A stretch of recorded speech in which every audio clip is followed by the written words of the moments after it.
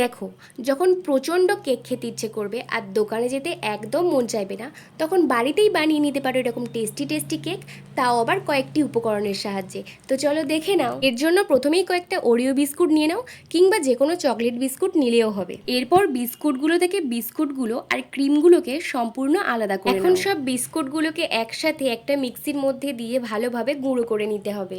এরপর একটা বাটির মধ্যে বিস্কুটের গুঁড়োটাকে দিয়ে ওর মধ্যে 1 চামচ বেকিং সোডা, 2 চামচ কোকো পাউডার আর কিছুটা লিকুইড দুধ দিয়ে ভালোভাবে মিশিয়ে নিতে হবে। আর মিশ্রণটা ঠিক এইরকম হবে, বেশি পাতলাও নয় আবার বেশি গাঢ়। এরপর সেই বিস্কুটের ক্রিমগুলো এই মিশ্রণটার মধ্যে দিয়ে আবার ভালো করে একসাথে সবকিছুকে মিশিয়ে নিতে হবে।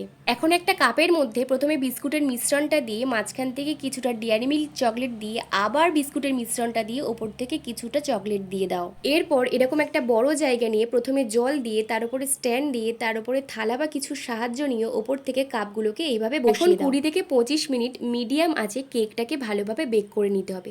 25 মিনিট পর দেখো কেকটা কতটা সুন্দর হয়েছিল আর কতটা সফট হয়েছিল, একদম দোকানের মতো।